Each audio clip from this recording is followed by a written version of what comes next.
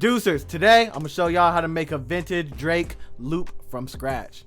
Let's get to it. Now, before we do get into anything, this loop will be available on my Patreon. If you don't know what my Patreon is, it's basically where I send out loops every single week. I make sure that I include the BPM, the key, and the stems. Also, I throw the MIDI in there for all the track outs too. So, if that sounds like something you'd be interested in, first link in the bio. All right, so we're in the project. This is gonna be the loop. I'll give y'all a little preview, and then I'm gonna break it down, every single sound, every single MIDI, every single effect, everything. I'm gonna let y'all know exactly how I put this together. All right, so the first thing that I did is I went into Analog Lab 5. I grabbed this little piano right here, the American Grand Solo, and I threw these effects on it. So this is J37 from Waves. I believe you can get it for like 20 to 30 bucks or something like that.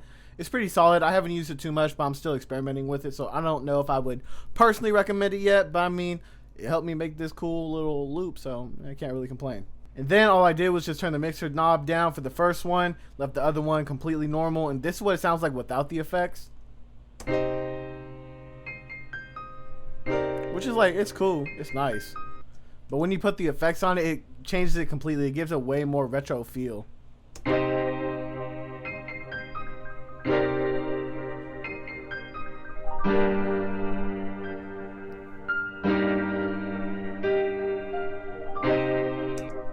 It's just a completely different vibe. It's almost a completely different piano with these effects on it.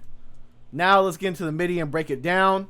So first, I actually just started off with this triad right here, and then just to thicken it up, I took these two chords, pitched up an octave, and then I took this note right here and pitched it down an octave, just so it gives everything a more full feeling.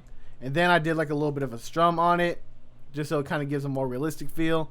And then the Alt R to randomize the velocities more for a realistic feel again. You know what I mean? We're trying to do like an old school vintage sample, so doing things like that are pretty essential to the actual loop. And then after that, I just did a regular minor ninth chord, and then I just did the strumming and randomizing again. And then at the end, I did this right here just to give a cool little feeling.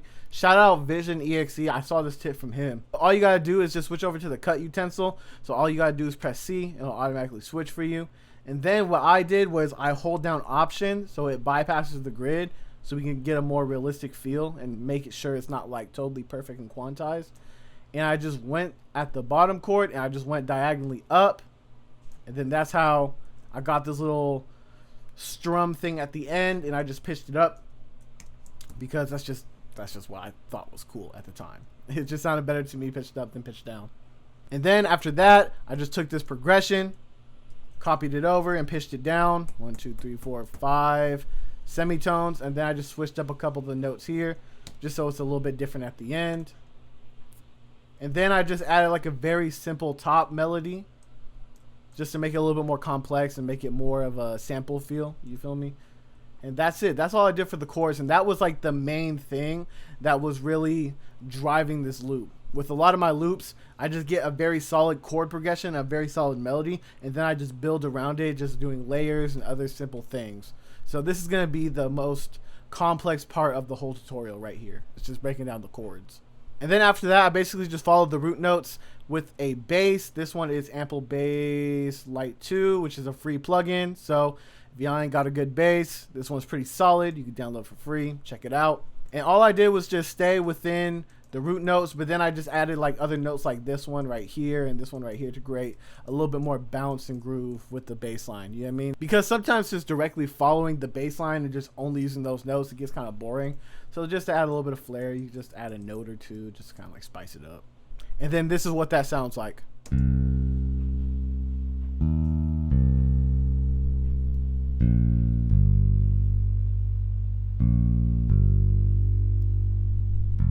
You know what I mean? And then if you go over to the mix channel, you'll see no effects at all. It was just that. I didn't want to do too much to it because at the end of the day, it is going to get filtered out so people can have room for the 808. So I didn't do any crazy processing. I just put it in there just to make the loop sound cool for the most part. And then after that, I went into Analog Lab 5 and I went to the Loophole 2 bank, and I got this little sound right here, the south side. And I basically just copied over the chords, except I took out the top layer, the little top melody that we put in. I just left this right here.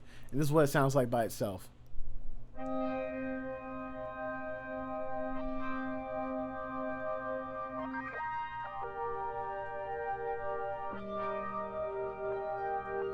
And then we're gonna go over to the mix channel. Once again, no effects at all. It already sounded cool to me, and I was just using it as a layer, so I just didn't see a reason why to like throw a whole bunch of different effects on it and everything like that. I put it in, it sounded good, and I was all like, you know what? That's it. Next sound right here. This is really just ear candy. It's not really essential to the loop, but it does definitely make it sound way more cool. It is a bell, I think, or like a synth or something like that. It's called the Unknown Man. And all I did was just take it and drench it in reverb. You know what I mean? Just take that dry knob, turn it all the way down, take the wet knob, turn it up. And I put a whole bunch of delay on it too. And then this is what that sounds like.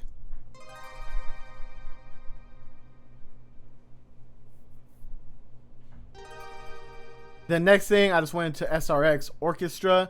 I laid down that little string pattern. You know what I mean? The ultimate ORC orchestra, I guess. That's what that means. I'm not really sure.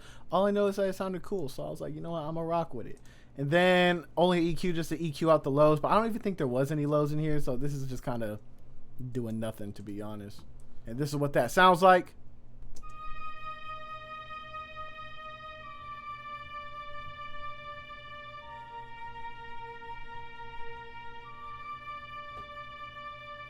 Then I went into Splice and I got this little vocal right here. This is what it sounds like.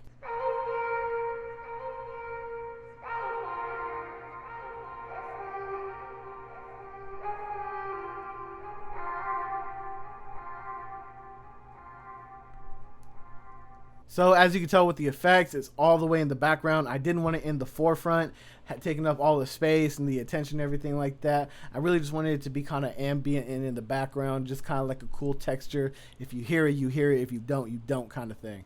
And then these are the effects for the vocal. Now I'm gonna run through them real quick, one by one. Just feel free to like screenshot or record or copy like this vocal effect chain. First one, Fruity Love Filter. These are the settings. Next one, reverb. These are the settings. Chorus. These are the settings. Got an EQ right here, EQing out a whole bunch of frequencies. And then I got some delay on it too with my vocals. I love having them echo out. I just love that sound. So I always make sure to add a good amount of delay. And then for the very last sound, I use the Sensual Saxophone Contact Bank. And this is what it sounds like.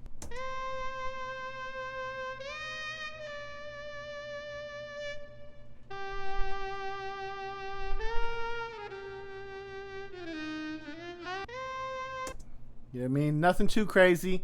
No effects on it at all. I just used the reverb that came with the VST, and that's it. And then after that, I just took the loop, exported out everything, and then ran it through Ozone. You know what I mean?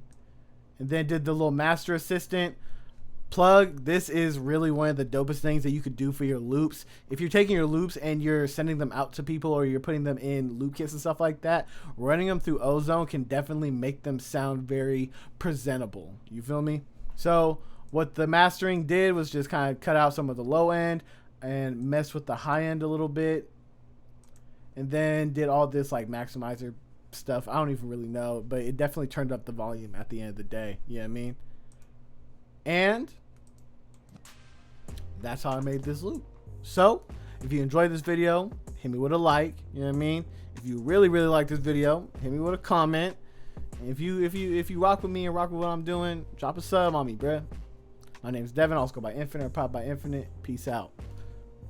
Oh yeah, also, if you want this loop, it's on Patreon for free.